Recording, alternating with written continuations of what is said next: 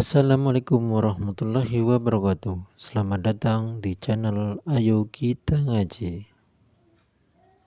Kenapa perempuan tidak diangkat jadi nabi, Pak Ustadz? Perempuan jangankan diangkat jadi nabi, diangkat jadi P3K aja menggugat suami ke pengadilan. Kalau kamu punya gaji yang banyak, S2, S3, duitmu di bank banyak, gelangmu banyak, bisnismu lancar, tolong suamimu itu dia tetap imam. Katakan ke dia perasaanmu, walaupun aku kaya, gajiku banyak, duitku banyak, mobilku mewah, tapi kau tetap imamku, Mas.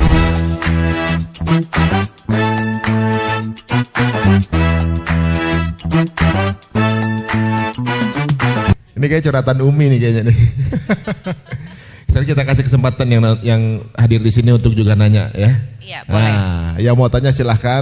Wah, ternyata banyak yang nanya ternyata emang rumah tangga tuh begitu memusingkan tuh satu. Itu punya nanya banyak. Ini silahkan Oke. teman-teman panitia. Tadi yang pertama itu tuh yang pakai kerudung abu. Ya, coba nih, Silakan. kasih kata ke mikrofon ya. Oh, itu ada. Ada mikrofonnya?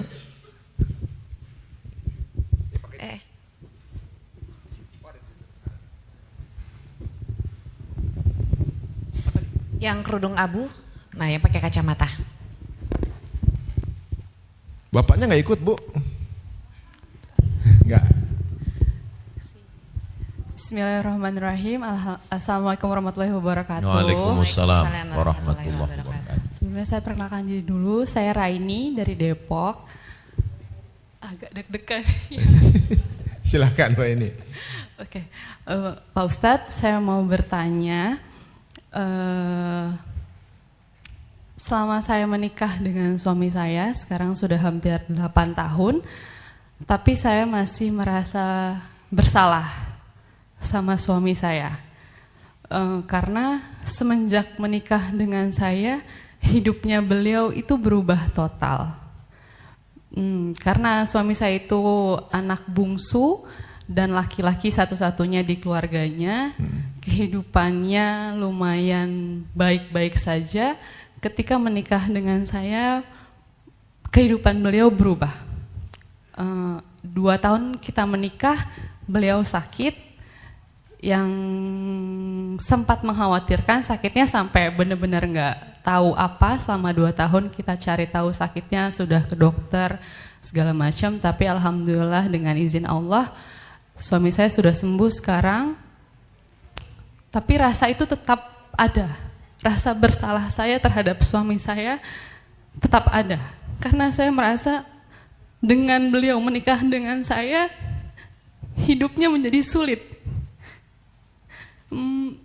Beliau sakit, beliau harus menafkahi saya, beliau harus menafkahi keluarga saya, gitu.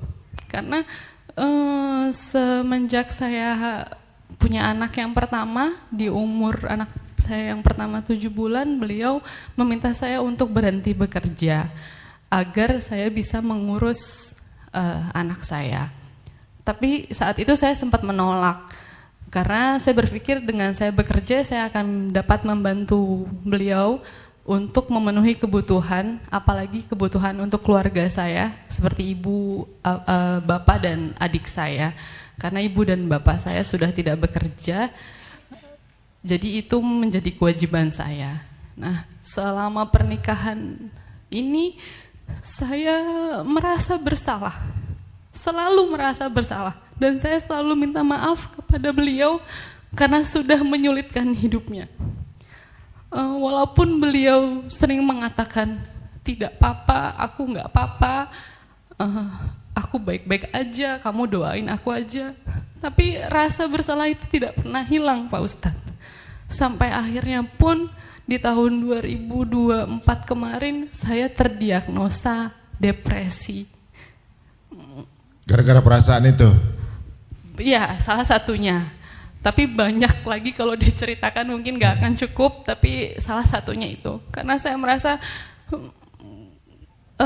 hidup suami saya semakin berat karena dengan adanya saya, dengan adanya orang tua saya selalu merasa bersalah dan saya selalu minta ampun sama beliau gitu. tapi nggak pernah hilang rasa bersalah saya. Bagaimana Pak Ustadz untuk cara mengatasi rasa bersalah ini? Apakah apa yang harus saya lakukan? Terima kasih. Terima kasih Baik, Mbak terima kasih pertanyaannya. Mbak Raini. Insyaallah. Tapi Masnya nggak ikut hari ini ya? Kebetulan nggak, karena bekerja. Lagi bekerja ya? Ya, monggo silakan. Bagaimana itu Pak Ustadz? Rasa bersalah karena sesuatu yang terjadi di rumah tangga dan merasa bahwa ini adalah karena pernikahannya. Benar nggak itu Ustadz? Merasa sudah beramal. Saya sudah nyekolahkan anak yatim, saya sudah bangun pondok, saya sudah punya amal jariah. Padahal amal kita belum seberapa. Itu kerja setan. Saya sudah beramal, saya sudah beribadah, saya sudah banyak berbuat. Padahal kita belum berbuat seberapa. Itu kerja setan. SOS, standar operasional setan. Ada juga tuh tupoksinya ya? Ya. Oh. Tapi ada satu lagi. Apa dia? Merasa sudah berbuat kesalahan padahal sebenarnya kita tidak salah. Itu kerja setan juga? Itu kerja setan juga. Asyaitanu ya'idukumul faqra. Setan mengatakan kamu kurang. Kamu sudah melakukan ini, kamu salah, kamu. Dia selalu membisikkan ke kita bahwa kamu sudah salah. Yang mengalami seperti yang ibu alami bukan cuma ibu saja, bukan cuma kakak saya pun mengalami itu. Jangan kemana-mana, kita lanjutkan setelah yang satu. Saya kan punya perasaan. Perasaan ini ada di dalam lubuk hati yang paling dalam. Dalam syair diungkapkan innal kalama la fil fuadi, sesungguhnya rasa itu letaknya di dalam. Wa innama ju'ilal lisanu 'alal fuadi dalila, diciptakan lidah untuk mengungkapkan apa yang ada di dalam. Kalau kakak nggak pernah cerita itu, kita semua nggak tahu dan siapapun nggak tahu. Berapa banyak orang tidak pernah menceritakan perasaannya, hanya dia diam sambil ngemil. Harus ngemil itu. Yang lain-lain lah pokoknya. Makanya semua yang kita rasakan itu mesti kita ceritakan. Baru kita tahu, oh ternyata yang saya rasakan tidak hanya saya saja yang merasakan, orang lain juga. Apakah Ustaz Somad sebagai manusia juga merasakan perasaan yang pernah dirasakan orang, merasa bersalah, merasa, ya saya merasa. Mestinya istri saya ini kuliah. Dia sekarang sedang ketawa-ketawa di kantin dengan teman-temannya. Tapi dia justru menikah dengan saya. Meninggalkan kampung halamannya dari Jombang, Jawa Timur sana ke Pulau Sumatera. Lalu kemudian dia mesti ngurus anak, dia ngurus pondok, dia ngurus guru, dia ngurus dapur. Berarti aku sudah menghilangkan masa muda dia. Berarti aku salah. Setan sudah mulai mencoba itu ke saya. Tapi nggak mempan. Kenapa? Karena saya tahu, ini trik kamu kan setan. Aku tidak salah, saya tidak salah. Saya salah kalau Quran mengatakan saya salah. Saya salah kalau Nabi mengatakan saya salah. Saya salah kalau ulama mengatakan saya salah. Saya tidak salah.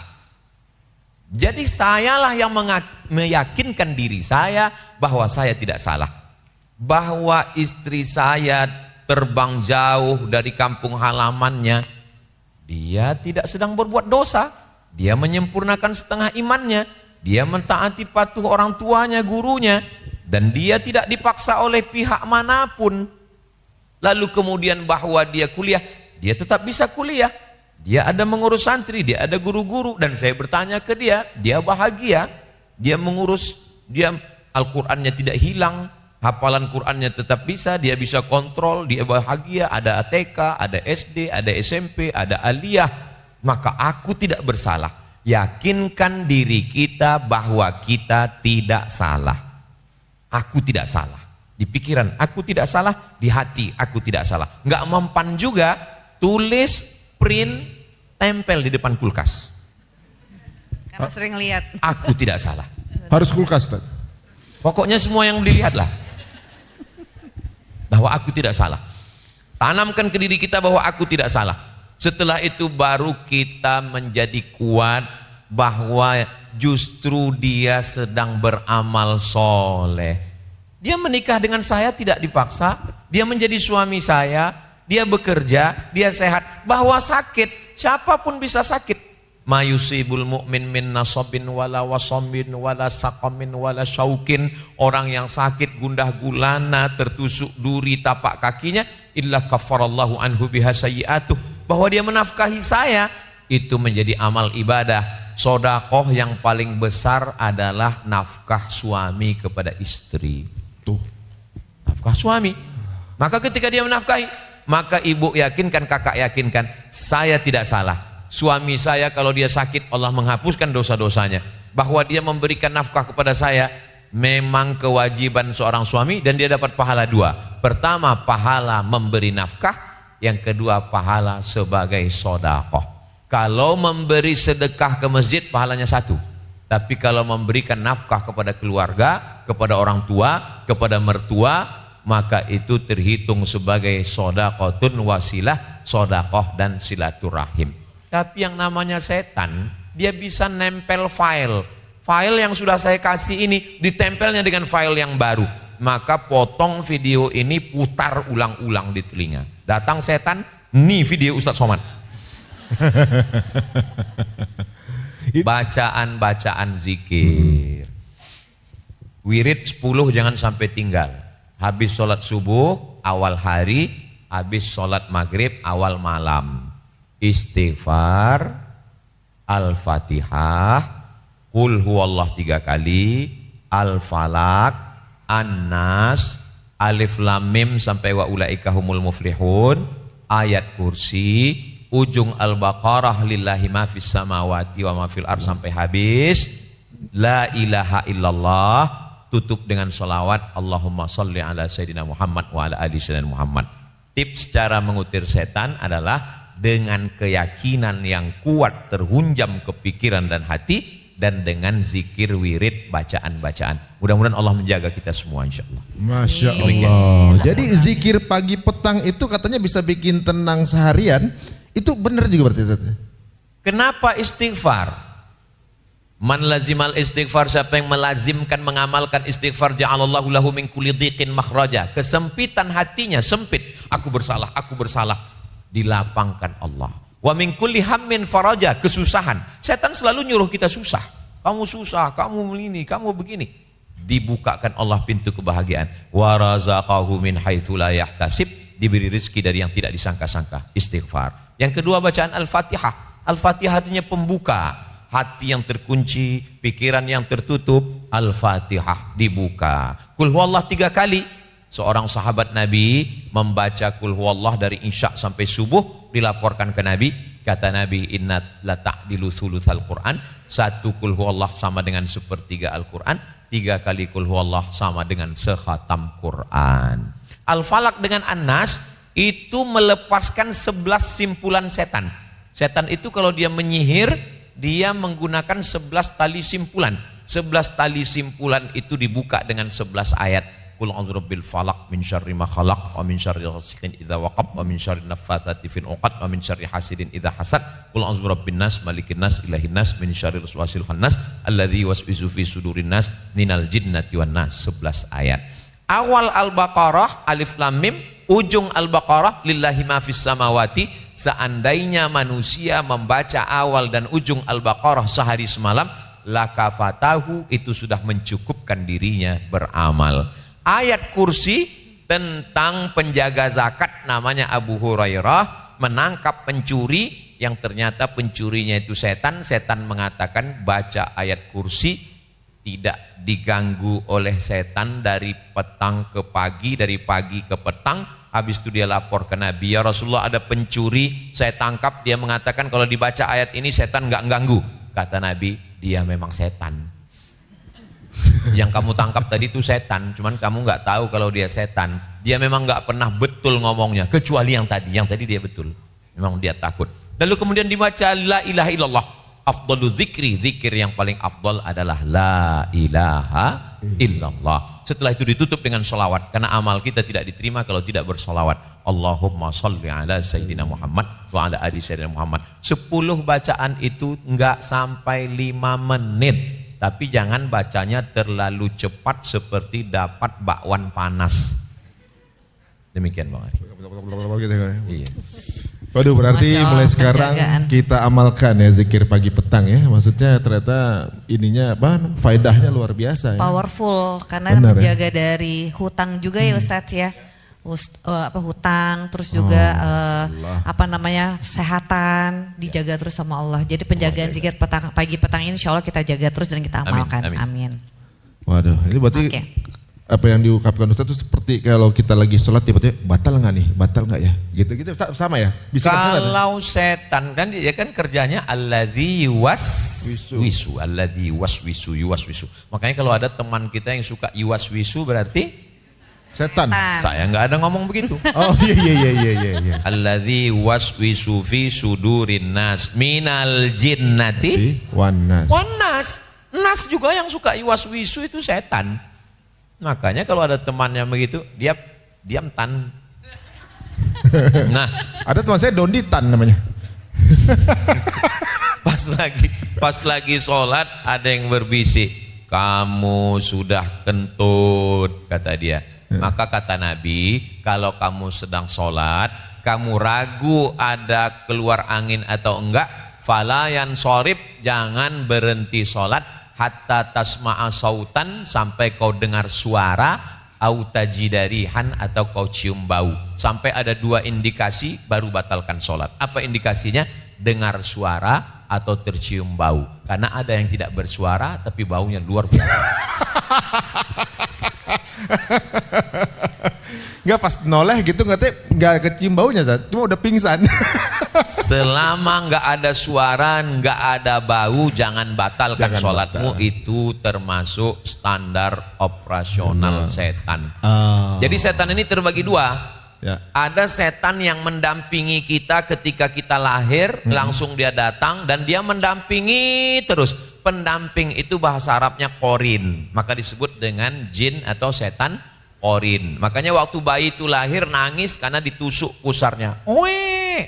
Nah, dia ganggu terus. Dan ketika kita mati, jin korin itu masih hidup.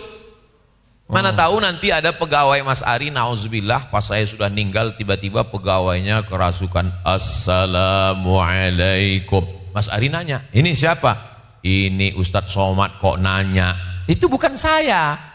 Itu jin korin yang selalu mendampingi saya. Nah, jadi itu setan yang pertama. Setan yang kedua, setan yang nggak mendampingi, dia keluyuran. Ini namanya setan non job. Kan 19 juta lapangan kerja. Dia non struktural. Jadi dia nggak jelas tupoksinya. Ini yang di bawah pohon, yang di empang, itu dia nggak jelas. Maka kalau kita baca zikir doa ini, kita dilindungi dari 2 jenis tadi, baik yang struktural maupun yang non job. Oh ya.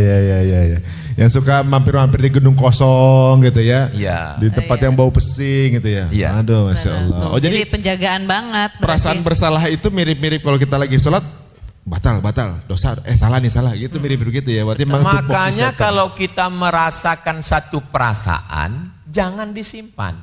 Kita omongin sama orang tua kita, orang terdekat kita, ulama, ustadz guru kita, supaya dia analisa apa yang sedang kamu rasakan ini. Walaupun kata-kata sebenarnya tidak bisa mewakili rasa, karena rasa terlalu miskin untuk diwakili kata. Mantap, Masya cakep. Quotes kita hari ini ya. Nah Ustadz, tadi sempat menyinggung wanita bekerja nih Ustadz. Nah sebenarnya gimana Ustadz hukumnya ketika wanita itu ingin bekerja, apalagi niatnya mungkin ingin membantu keluarga, atau setidaknya tuh supaya nggak minta-minta sama suami terus, kadang malu kalau minta sama suami terus. Nah ini gimana Ustadz, sampai kapan juga kita, apa sih misalnya tuh batasan-batasan memang harus kita jaga? Waqarna fi buyutikunna, perempuan pokoknya mesti di rumah, nggak boleh keluar rumah. Waqarna fi buyutikunna, kamu mesti di rumah. Lalu yang belanja ke pasar siapa? Mas Ari Untung. Lalu yang ngurus bisnis semuanya siapa? Mas Ari Untung. Pokoknya perempuan hanya di rumah saja. Sampai kalau saya datang bertamu ke rumah, yang ngeluarkan teh manis, roti, kue, nasi uduk, nasi, ayam pop, ayam penyet, ayam mati, semuanya mesti Mas Ari Untung. Pokoknya istri di rumah melahirkan. Ibu, engkaulah wanita yang mulia, mengandung, melahirkan, mengandung lagi, melahirkan lagi. Pokoknya dia hanya waqarna fi buyutikunna. Ini menurut mazhab kelompok yang pertama. Istri nggak boleh kerja. Nah, sekarang kelompok yang kedua. Soalnya sekarang ada film baru judulnya Sekasur Dua Mazhab. Ini kayak pertanyaan yang tadi, Ustaz. Iya. Nah, mazhab yang kedua mengatakan perempuan tetap boleh keluar bekerja. Dalilnya apa? Dalilnya hadis juga. Hadisnya mana? Ketika Asma, namanya pakai alif, Asma. Kalau nggak pakai alif, Asma itu sesak napas. Ya beda, Ustaz. Asma keluar rumah, dia nyari makanan onta. Lalu kemudian Nabi ngelihat dia, Asma ini saudaranya Aisyah, saudara kandung Aisyah, seayah lain ibu, anak Abu Bakar Siddiq. Nabi nggak ngelarang, Nabi malah membantunya membawa pulang. Itu dalil bahwa perempuan boleh bekerja dengan syarat dan ketentuan berlaku. Syarat yang pertama, izin suami tanpa terpaksa. Karena banyak juga suami mengizinkan, izinkan mas, kalau enggak bisa. Yang kedua, la yakhluwanna rajulun ma'amra'atin illa ma'adhi mahramin. Jangan berdua-duaan di tempat kerja tanpa ada mahram. Berangkat pagi jam 7, ngantor jam 8, makan siang bareng, kerja sampai sore, lembur dengan suami orang 10 jam. Dengan suami sendiri sampai jam 8 pulang, jam 9, jam 10 capek. Akhirnya begitu terus tiap hari. Apa kata orang Amerika? Witing trisno jalaran suko kulino. Akhirnya cinta tumbuh berawal dari karena sering bersama. Lama-lama curhat. Kok suami aku nggak seromantis kamu ya? Kok dia nggak pernah ngajak aku ke tempat makan yang paling aku senangi? Akhirnya merasa nyaman. Tukar-tukaran nomor. Terjadilah apa yang terjadi, na'udzubillah. Yang ketiga, la tabarrajna tabarrujal jahiliyatil ula. Jangan bersolek-solek jahiliyah sampai 2 inci. Apa itu? Enggak tahu tahapannya 2 inci semua. Soleknya yang biasa-biasa aja. Yang keempat, la takhda'na bil qaul. Jangan bersuara mendesah-desah. Jadi kalau dia mau kerja ya kerja aja. Kalau kebetulan ada orang nanya, apa kabar? Sehat. Jangan terlalu mesra dengan orang lain. Karena banyak laki-laki, perempuan mungkin biasa aja, tapi bagi laki-laki dia PHP. Dia sangka ini harapan, padahal palsu. Dia merasa, makanya kalau ada kebetulan miss call, telepon, ngomong, biasa aja, nggak usah pakai. Lagi di mana? Dari Jakarta. La takhda'na bil qaul. Jangan bersuara mendayu-dayu, mendesah-desah. Kenapa? Yatma'al ladzi fi qalbihi marad. Karena ada laki-laki yang dalam hatinya penyakit. Kalau dia dengar suara perempuan yang mendesah itu, dia langsung error. Yang kelima, apa syarat perempuan bekerja? La yatribna bi arjulihinna. Jangan memukulkan kakinya ke lantai. Apa maksudnya? Waktu dia jalan, kakinya dihentakkan ke lantai dengan memakai gelang kaki. Khol-khol namanya. Sehingga ketika dipakai, gemerincing. Kerincing, kerincing, kerincing, kerincing. Sehingga semua mata melihat dia. Apa namanya? Apa maksudnya? Jangan memakai sesuatu yang memancing perhatian, norak, sebagainya. Ya tampillah biasa. Kalau memang kerja, bisanya apa? IT. Kerjanya apa? Pandai masak. Bisa apa? Iya keahlian itu aja, nggak perlu menampilkan yang lain. Maka kalau syarat dan ketentuan berlaku ini dipenuhi, silakan perempuan bekerja. Suaminya punya gaji 5 juta, istrinya punya gaji 5 juta, sama-sama 5 juta. Apa beda gaji suami sama gaji istri? Di dalam gaji suami ada 5 nafkah, makan, pakaian, tempat tinggal, pendidikan, perhatian. Tapi dalam gaji istri bulat 5 juta milik istri. Masya Allah. Astagfirullah. Bulat. Alhamdulillah. Dua kubu nih kayaknya. Makanya ketika seorang istri diizinkan bekerja, si suami merasa ini kok bisa begini terjadi, komunikasinya mesti baik. Jangan ketika diizinkan bekerja tabungannya banyak dia merasa hebat. Perempuan ini, kenapa perempuan tidak diangkat jadi nabi, Pak Ustadz? Perempuan jangankan diangkat jadi nabi, diangkat jadi P3K aja menggugat suami ke pengadilan. Kalau kamu punya gaji yang banyak, S2, S3, duitmu di bank banyak, gelangmu banyak, bisnismu lancar, tolong suamimu itu dia tetap imam. Katakan ke dia perasaanmu, walaupun aku kaya, gajiku banyak, duitku banyak, mobilku mewah, tapi kau tetap imamku, Mas. Nyawaku, jangankan hartaku ini, nyawaku berikan kepadamu. Satu-satunya kesalahanku dalam hidup cuma satu. Apa? Mencintaimu. Katakan begitu. Status Instagram banget itu, Ustaz. Kenapa seorang suami, kan lagi banyak tuh meme, istrinya, selingkuhannya. Kok bisa dia jatuh cinta sama selingkuhannya yang 11-12 sama Gak bisa disebut, Ustaz. Kenapa? Banyak orang yang heran. Tapi bagi orang yang mengerti, kenapa dia bisa selingkuh? Karena dengan istrinya dia tidak berdaya. Dia tidak punya kepercayaan diri. Karena istrinya lebih kaya, lebih cantik, lebih putih, lebih hebat, lebih. Sedangkan dengan ini dia merasa dia punya power. Laki-laki ini punya kekuasaan. Maka kalian perempuan, sehebat apapun, katakan kepada suamimu, aku bukan apa-apa. Di kantor aku memang hebat. Tapi di rumah ini kaulah rajanya, sayang. Yes. Katakan begitu. Jangan mentang-mentang uangnya banyak lalu pulang ke rumah panggil suami. Sini Mas, ada apa Dek? Aku mau ngasih zakat. Kau kan salah satu asnaf dari yang 8. Enggak begitu. Bangkitkan semangatnya. Suaminya dapat zakat dari istri ya. Suami tidak boleh memberi zakat kepada istri. Ya. Wahai istriku, ini 3 juta belanja bulan ini sekaligus zakat saya. Enggak boleh.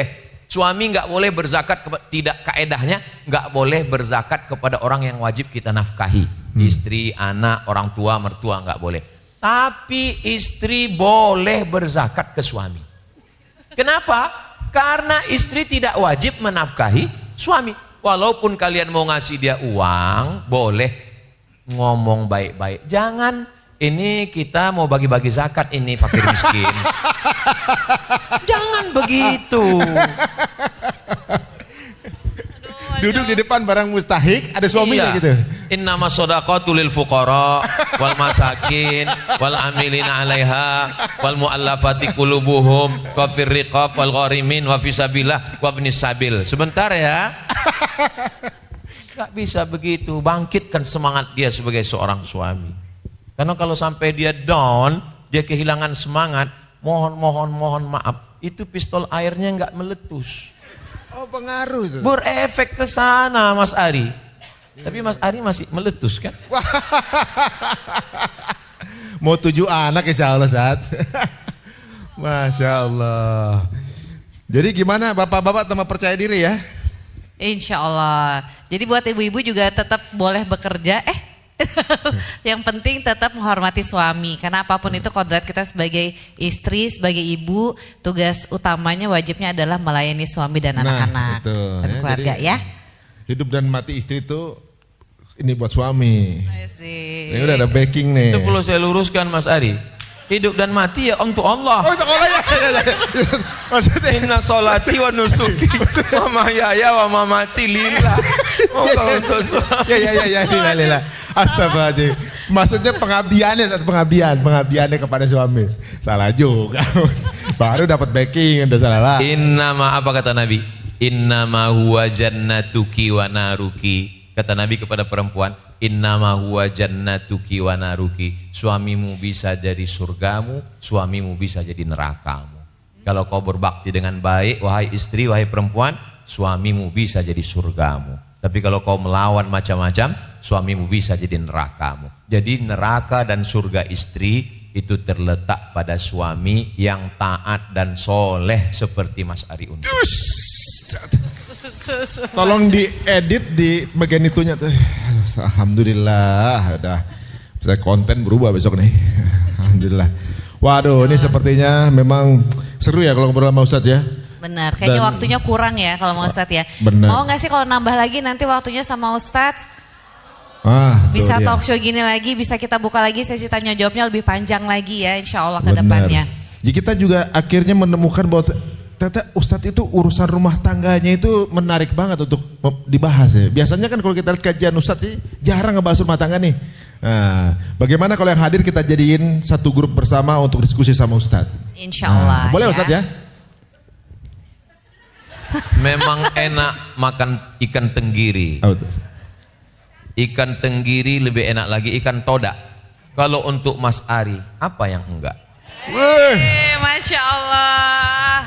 Teman-teman tolong dicatat nomor teleponnya semua, kita jadi satu grup bareng ya. Insya Allah, mudah-mudahan kalau ada permasalahan atau apa kita dapat nasihat-nasihat dari Ustadz. Nasihat pagi dari Ustadz. Wah, Bapak Ibu, wah, seru kan? Insya Allah. Jadi nggak ada lagi istri tuh berani sama suami. Saya nggak takut sama istri, cuma kadang-kadang istri saya lebih berani. Wah, sepertinya. Kalau Mas Ari tergolong suami yang takut ke istri, berbahagialah. Karena suami yang takut ke istri itu nanti kalau meninggal dia tidak diazab malaikat. Kenapa? Waktu mau diazab, kata malaikat yang satu, ini nggak usah kita azab karena sudah terlalu azab di dunia.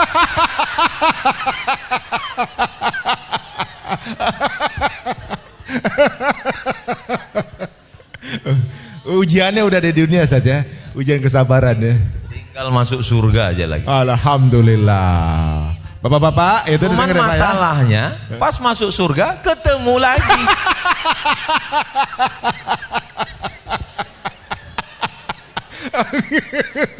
Kayak berat banget gitu gitu ya. ya. Saya menduga tadi habis makan jam-jam segini ini pasti ngantuk. Iya, Ternyata makin siang makin lucu.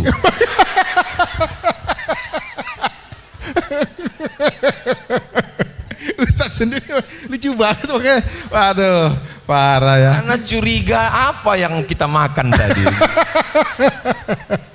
Tadi bukan di masakan Padang bukan daun singkong Ustadz. Curiga, nah jangan-jangan ada yang dibumbui sesuatu. Bener-bener itu. Itu daunnya sayurnya dari Aceh Ustadz. Oh.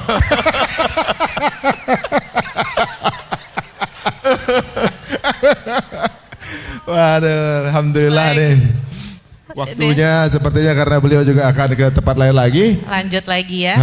Alhamdulillah, mudah-mudahan hari ini merupakan satu ajang silaturahmi bersama para suami istri ini yang mungkin juga kita akan jadi grup bareng. Memang perpisahan itu bagus lagi manis-manisnya Mas Ari. Oh gitu. Supaya apa? Supaya kenangannya lebih lama.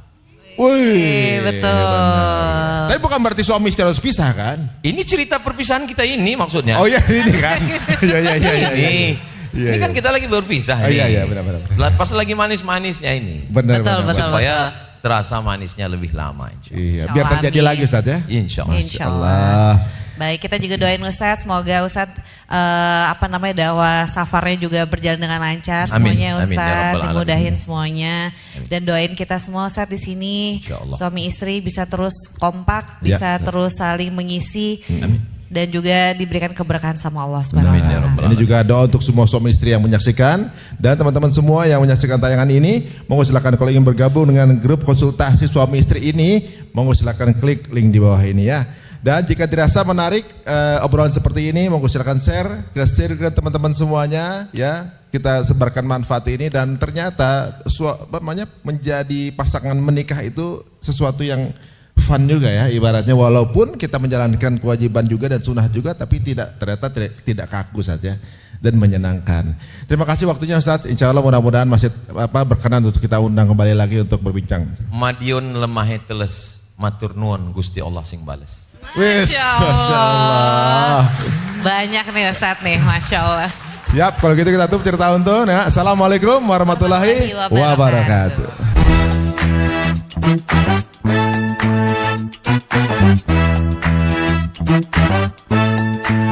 Semoga bermanfaat. Wassalamualaikum warahmatullahi wabarakatuh.